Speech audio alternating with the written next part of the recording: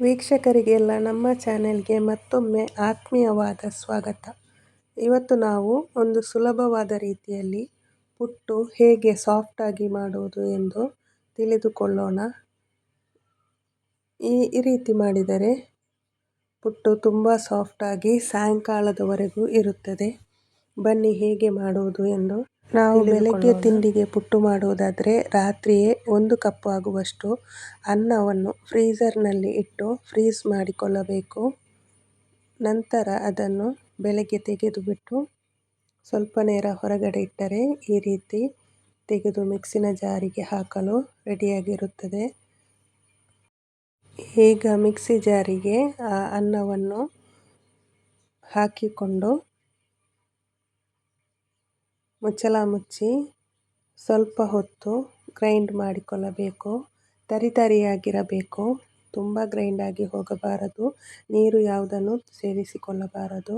ನಾವು ಫ್ರೀಝರ್ನಲ್ಲಿ ಇಟ್ಟಂತಹ ಅನ್ನವನ್ನು ಮಾತ್ರ ಸ್ವಲ್ಪ ಪುಡಿ ಮಾಡಿಕೊಂಡು ಈ ರೀತಿ ತರಿತರಿಯಾಗಿ ಗ್ರೈಂಡ್ ಮಾಡಿ ಇಟ್ಟುಕೊಳ್ಳಿ. ಈಗ ಎಲ್ಲವನ್ನು ನಾನು ಆ ರೀತಿ ತರಿತರಿಯಾಗಿ ಗ್ರೈಂಡ್ ಮಾಡಿ ಇಟ್ಟುಕೊಂಡಿದ್ದೇನೆ. ಮಿಕ್ಸಿಯನ್ನು 2 ಸಲ ತಿರುಗಿಸಿದರೆ ಸಾಕು, ತುಂಬ ಹೊತ್ತು ಗ್ರೈಂಡ್ ಮಾಡಿಕೊಳ್ಳಬೇಡಿ, ಆಗ ನಿಮಗೆ ಅನ್ನ ತರಿತರಿಯಾಗಿ ಬಂದಿರುತ್ತದೆ. ಈಗ ಎಲ್ಲವನ್ನು ಪಾತ್ರೆಗೆ ಹಾಕಿಕೊಂಡು ಅಂಗಡಿಯಲ್ಲಿ ಸಿಗುವಂತಹ ಪುಟ್ಟು ಹುಡಿ ಪ್ಯಾಕೆಟ್ನ ಪುಟ್ಟು ಹುಡಿಯನ್ನು ಹಾಕಿಕೊಳ್ಳಬೇಕು. ಅರ್ಧ ಕಪ್ ಹಾಕಿಕೊಂಡರೆ ಸಾಕು. 1 ಕಪ್ ಅನ್ನವನ್ನು ನಾವು ಫ್ರೀಝರ್ನಲ್ಲಿಟ್ಟು ಫ್ರೀಸ್ ಮಾಡಿ ಅರ್ಧ ಕಪ್ ಪುಟ್ಟು ಹುಡಿಯನ್ನು ಹಾಕಿ ಚೆನ್ನಾಗಿ ಮಿಕ್ಸ್ ಮಾಡಿಕೊಳ್ಳಬೇಕು. ಈಗ ಯಾವುದೇ ರೀತಿ ನೀರನ್ನು ಹಾಕಿಕೊಳ್ಳಬಾರದು. ಪುಟ್ಟು ಹುಡಿ ಮತ್ತು ಅನ್ನವನ್ನು ಚೆನ್ನಾಗಿ ಮಿಕ್ಸ್ ಮಾಡಿದ ನಂತರ ಉಪ್ಪು ಹಾಕಿ ನೀರು ಮಾಡಿಕೊಂಡಿರಬೇಕು.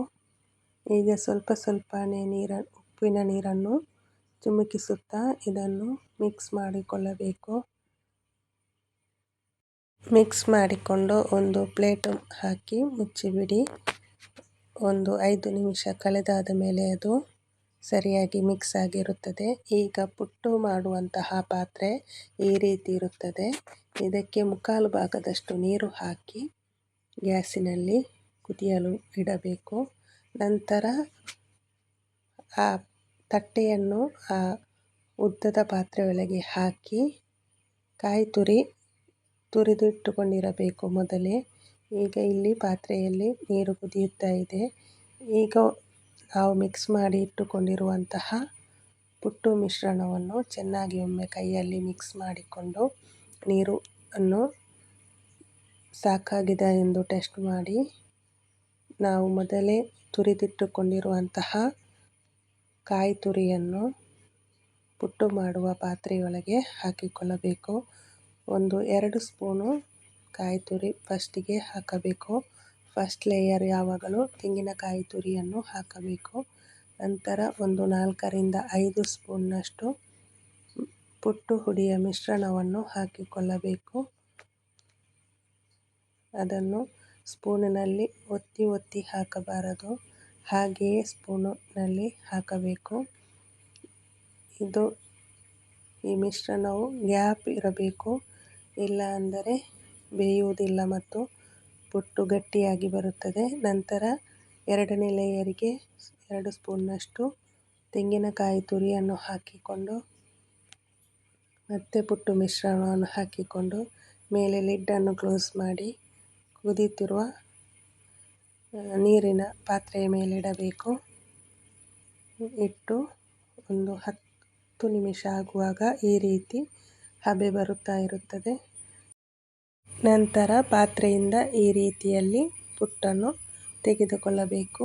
ಈಗ ಆರೋಗ್ಯವಾದ ಮತ್ತು ತುಂಬಾ ಸುಲಭವಾಗಿ ಮಾಡುವಂತಹ ಸ್ವಾದಿಷ್ಟವಾದ ಪುಟ್ಟು ತಿನ್ನಲು ರೆಡಿಯಾಗಿರುತ್ತದೆ.